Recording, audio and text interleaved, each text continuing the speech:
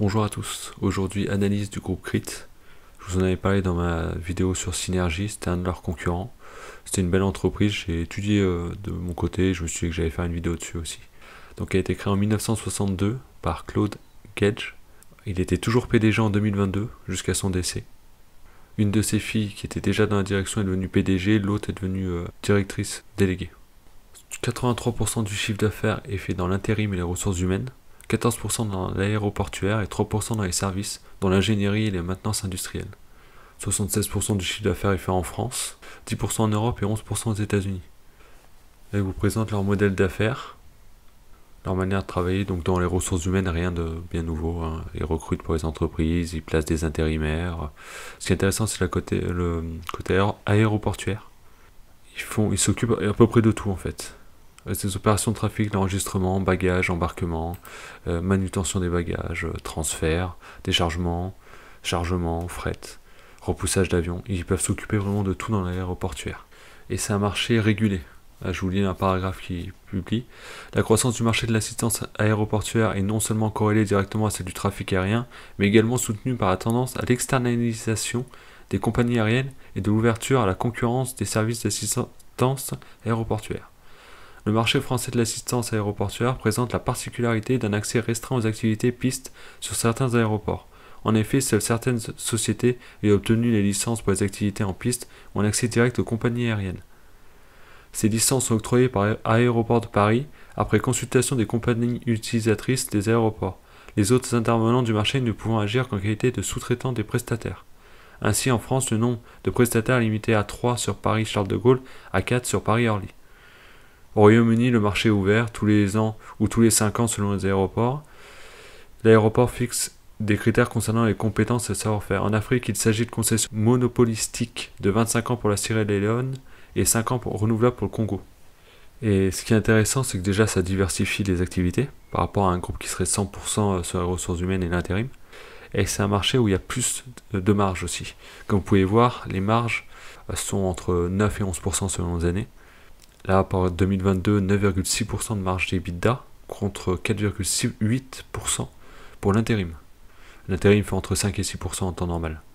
Le petit problème qu'il y a eu, surtout en 2020, c'est qu'ils avaient, en fait, dans ce domaine, ils ont beaucoup comme vous avez pu voir sur le slide d'avant, beaucoup de CDI. Une grosse partie de leurs effectifs sont en CDI. Et le problème, c'est qu'il y a quand même une perte de 55% du chiffre d'affaires en 2020. Ce qui explique, la vidéo, je me demandais pourquoi autant, vu qu'ils bossaient beaucoup avec des intérimaires, pourquoi autant de baisse des marges. On a la réponse. Les marges se sont vraiment écrasées en 2020. Mais on peut remarquer que déjà en 2021, ils étaient remontés avec des belles marges de 10,7%. Donc ça a été très dur, mais ils ont restructuré leurs coûts. Ils ont bien réussi. Bon, ça a fait mal sur une année, mais ils s'en sortent pas trop mal. Ils ont des meilleures marges que Synergie en Espagne, 3,5% contre 1,3%. Mais un peu moins bon en France, 5% contre 5,8%. Bon, après, c'est une année, faut voir. Globalement, au même niveau sur l'intérim. L'aéroportuaire explique le fait qu'ils aient une marge un peu supérieure. On avait vu dans la dernière vidéo sur Synergie qu'ils avaient des marges moyennes un peu supérieures à leurs concurrents. Et c'est l'aéroportuaire qui tire un peu les marges vers le haut. Niveau client, les 5 premiers représentent 11,5% du chiffre d'affaires. Les 10 suivants, 10,4%, ce qui fait que les 15 premiers clients représentent quand même 22% du chiffre d'affaires. Au total, ils ont 7850 permanents, donc CDI, pour 50 000 équivalents temps plein. Ça, c'est les intérimaires. Ce que je trouvais intéressant, c'est que dans leur DU, ils ont partagé beaucoup plus d'infos que Synergie, qui fait vraiment le strict minimum. Ils ont partagé pas mal d'infos sur le marché de l'intérim. Là, comme on peut voir, ils expliquent que le marché de l'intérim génère 524 milliards de chiffre d'affaires par an. Enfin, en 2021, mais voilà, c'est à peu près régulier. Bon, il y en a 418 qui sont vraiment sur l'intérim. Le reste, c'est le marché du travail en règle générale, donc les recrutements, tout ça.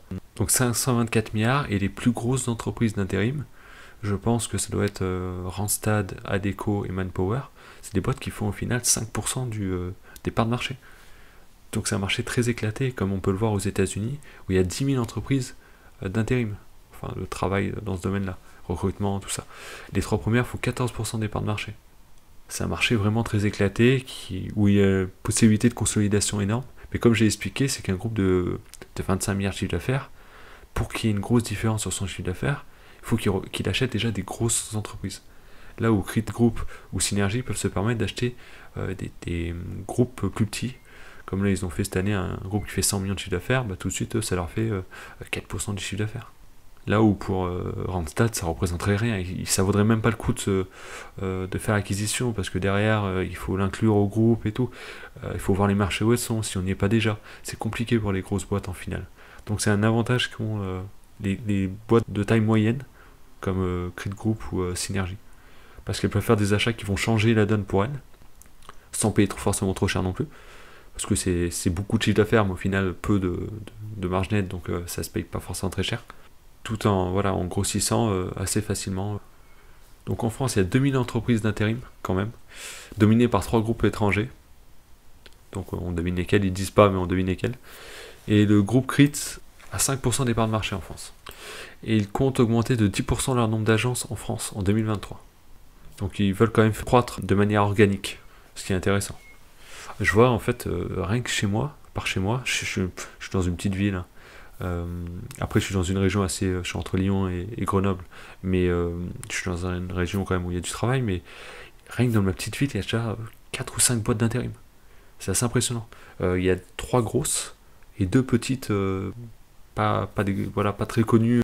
Donc on peut imaginer, 2000 boîtes d'intérim, rien qu'en France, c'est assez énorme en fait. Il y a un potentiel de croissance externe assez énorme.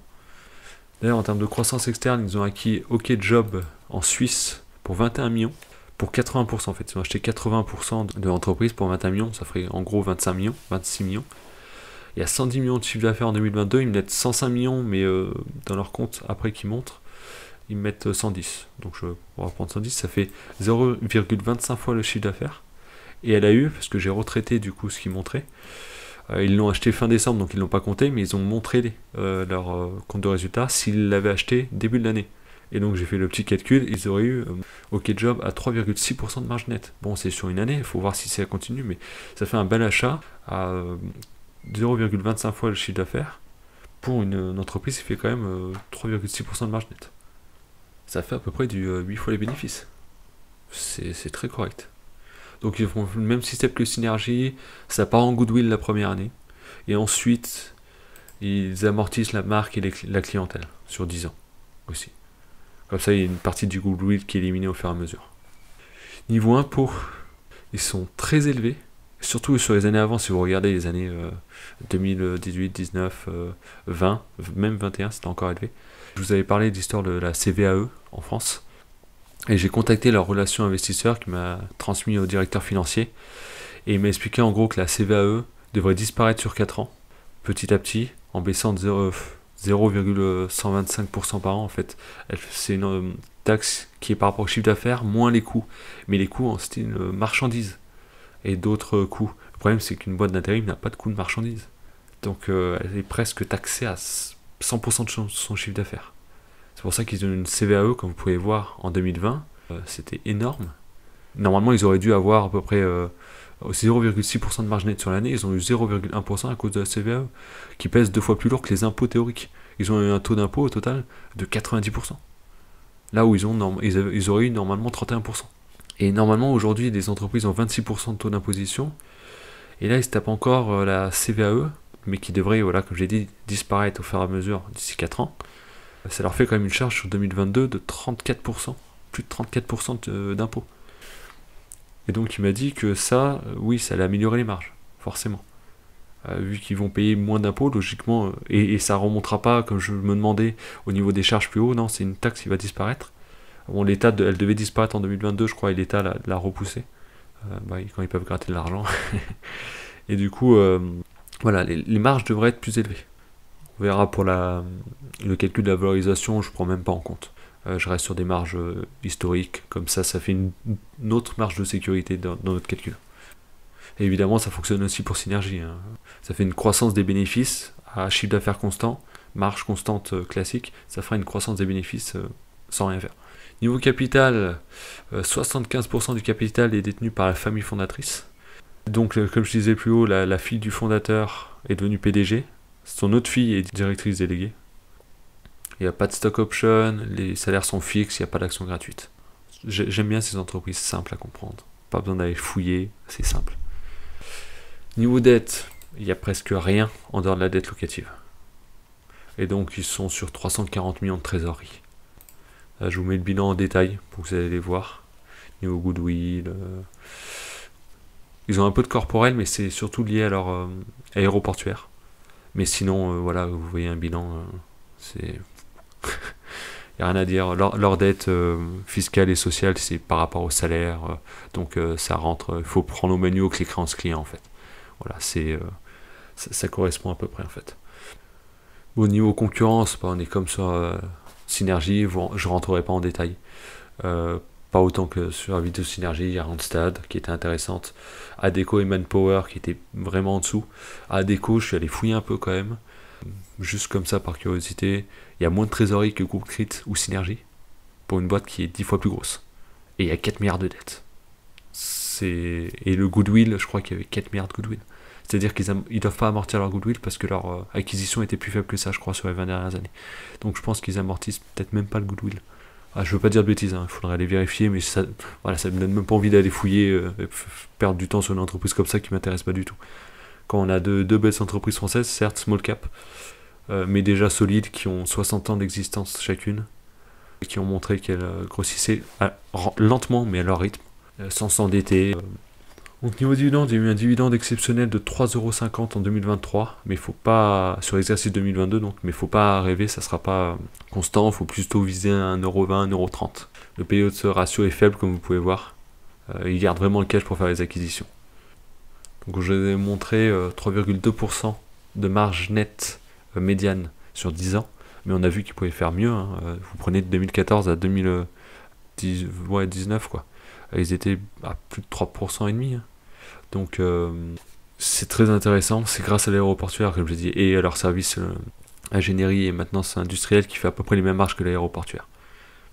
Mais pour la valorisation, je vais prendre 3% de marge nette. Ça fait une marge de sécurité. Comme je vous ai dit plus haut, il y a la CVAE qui va disparaître, donc les marges vont augmenter aussi. Mais on prend 3%, on prend des marges de sécurité. Donc à 70 millions de bénéfices, à peu près ce qu'il devrait faire cette année, on sera à 76€ pour cette année. Et niveau croissance, je partirai sur 7%. C'est compliqué historiquement parce qu'ils ont eu des creux, donc ça dépend quel point on prend en fait. Mais on peut compter à peu près sur 7% de croissance, sachant qu'avec le cash, comme pour Synergie, avec le cash qu'ils ont, ils peuvent faire 1 milliard d'achats et vous aurez vos 7% de croissance. Juste s'ils achètent une fois une entreprise en fait. Donc voilà, et 7% de croissance, avec 3% de marge nette, on prend pas, voilà. On a la marge de sécurité, je trouve. Donc 2,5 milliards de chiffre d'affaires qu'il devrait faire cette année et 7% de croissance. Je prends le chiffre d'affaires parce que pas le bénéfice de cette année qui risque d'être un peu en dessous en termes de marge. Voilà, je pars du chiffre d'affaires. La dernière fois, j'étais parti des bénéfices. Mais voilà. Et donc, dans 5 ans, parce que je vois toujours à 5 ans, ça donnerait une valorisation à 113€. Actuellement, on est à 65, ça donnerait 11,7% annualisé, hors dividende, qui serait à peu près de 1,5 à 2%. Donc il faudrait avoir les 61€ pour avoir 13%, avec 2% de dividende, avoir les 15% annualisés. Après voilà, ça c'est moi, c'est ce que je recherche. Et là, même si on prend les 76€ par exemple pour cette année, ça ne prend pas en compte qu'il y a 30€ de cash par action. Il y a 30€ de cash par action. C'est ridicule. Il y a 45% de la valorisation au cours actuel, à 65€ en cash. Ça, le marché, les autres Randstad, tout ça, elles n'ont pas de cash, ou très peu. Elles ont un peu de dette ou un peu de cash. Là, il y a 45% de la valo. Ça permet une croissance externe. C'est les entreprises qui ont montré qu'elles savaient quand même croître, faire des acquisitions correctes, sans payer trop cher. Là, on voit bien avec OkJob, ils font une belle acquisition, pas trop cher. Et donc là, ouais, la valorisation, elle devrait prendre en compte la trésorerie. Elle devrait. Même si on sait qu'elle ne va pas être distribuée, elle devrait être prise en compte. Au moins en partie. Là, on la paye actuellement sur les bénéfices de cette année, en ayant 4 ans de résultats dans les comptes. 4-5 ans, ça dépend comment on calcule. C'est ridicule. Alors, on pourrait se demander pourquoi il n'y a pas de rachat d'actions. Mais ça serait pas forcément intéressant pour la famille.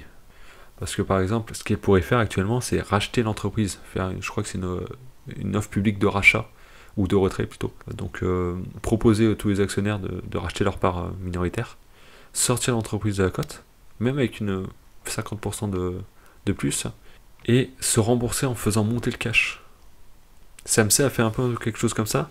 Ils avaient dans leur holding, ils avaient ou non, il y avait un gros actionnaire en fait, et il allait pouvoir, en fait, il devenait trop puissant, et ils l'ont proposé un rachat par la holding, qui est détenue aussi par les salariés, et ils ont racheté donc la part du minoritaire, et ensuite ils ont fait monter le cash, c'est pour ça qu'il y a eu des gros dividendes sur SMC, ils l'ont fait remonter dans la holding, grâce à des gros dividendes. Mais là, ils pourraient faire la même chose, mais en nous sortant carrément en la sortant du marché, et derrière en faisant remonter le cash à leur holding. Et voilà, ils la sortiraient. C'est pour ça que je pense pas qu'ils feront de rachat d'actions, ils n'ont pas prévu, à part pour des acquisitions externes, ils le disent bien.